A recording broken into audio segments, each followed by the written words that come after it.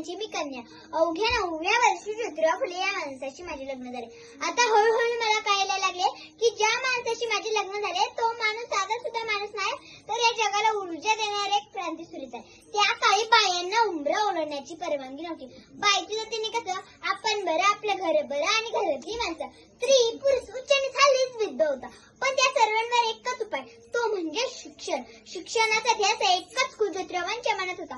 एकदा ज्योतिराव शिक्षणाचा प्रसार करत असताना फरा नावाच्या ब्रिटिश मॅडम त्यांना भेटल्या. त्या म्हणाल्या, मिस्टर फुले, शिक्षणाचा प्रसार करायचा आहे ना, so educated woman is first because educated woman is house educated. पण तुम्ही मात्र वुमनला घराच्या बाहेरच पडू देत नाही. सो बॅड मिस्टर फुले. झालो. ते पाटी पेन्सिल घेऊन माझ्याकडे आले. मला म्हणाले, सावित्री, आजपासून मी तुला शिकवणार. झाला सुरू अभ्यास. काना, मात्रा, वेलांटी, उकार, बेक, बे, तुमच्या बेत्रिक्सा, हाच मी लिहायला शिकले, वाचायला शिकले आणि काव्य सुद्धा रचू लागले. 1 जानेवारी, होय, शनिवारी 1 जानेवारी 1848 रोजी पुणे येथे भिडेवाड्यात आम्ही पहिली शाळा सुरू केली. मी पहिली मुख्याध्यापिका आणि शिक्षिका सुद्धा. शेपाटेसारखं जगला तर काम तमाम होईल, पण वाघासारखं जगला तर ना होईल. पण समाजाचा धर्म बुडाला म्हणून कोल्हे कोळी सुरू होईल. अहो, एखाद्या सामान्य माणसाने शिक्षण घेतले तर कोणता धर्म बुडतो? इतका तकलादू असू शकतो का हा धर्म? धर्मासाठी माणूस असू शकतो का माणसासाठी धर्म? शाळेत जाताना चिखल फेकला ते सहन केलं, शेण मारले ते सहन केलं, थुकले ते सहन केलं. आता मात्र माझ्या सहनशीलतेचा अंत झाला होता. एक धातिंगा माझ्या समोर येऊन म्हणतो, ए टवळे, कुठे निघालीस? आधी आमच्या पोरीबाळींना शिकवणं बंद कर. तुला तुझी अब्रू प्यारी आहे की शिक्षण? त्याला कदाचित माहित नसावं की आम्ही ज्योतिराव परिवारांच्या पत्नी आहोत.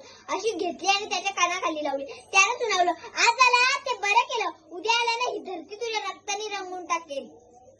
ती कोणत्याही जातीची किंवा धर्माची असो, ती मध्ये नेहमी बळी पडत आलेली असतं. अहो, एखाद्या स्त्रियाचा नवरा वाला म्हणून तिला सती जायचे. नवरा वाला म्हणून तिचा काय दोष असू शकतो? यासाठी इंग्रज सरकारने सतीबंदी प्रथाही सुरू केली. विधवा महिला काशीबाई हिच्या मुलाला म्हणजेच यशवंताला आम्ही दत्तू घेतले. त्याचे दूर धावण्याने आमचे अंगण कसे भरून जायचे. त्याला शिकवलं, मोठं केलं आणि डॉक्टरही बनवलं. आणि अशातच पुण्यात प्लेगची साथ चालू होती. लोक धडाधड पडत होती.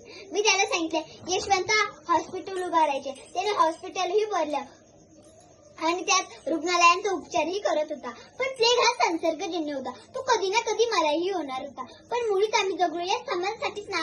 तर समाजासाठी जर मरण पत्करावे लागले ना, तर मरणात तुझं स्वागत आहे. मी सावित्री माईही झाले. आणि बघता बघता आमच्या 18 शाळा झाल्या. सतीप्रथा अनेक समस्यावर आमच्या 18 शाळा झाल्या. पण ते म्हणतात ना, विद्येविना मती गेली, मती विना नीती गेली, नीती विना गती गेली, गती विना शुद्ध खचली. आणि एवढा अनर्थ एका अविद्येनेच केला. म्हणून मुलींना शिकवा, वाढवा आणि या देशाची प्रगती करू द्या. अहो, एक मुलगा शिकला ना तर एकटाच शहाणा होतो, पण मुलगी शिकली ना संपूर्ण घराला शहाणं करते. म्हणून मुलींना शिकवा, वाढवा आणि देशाची प्रगती करून द्या. वंदे मातरम्.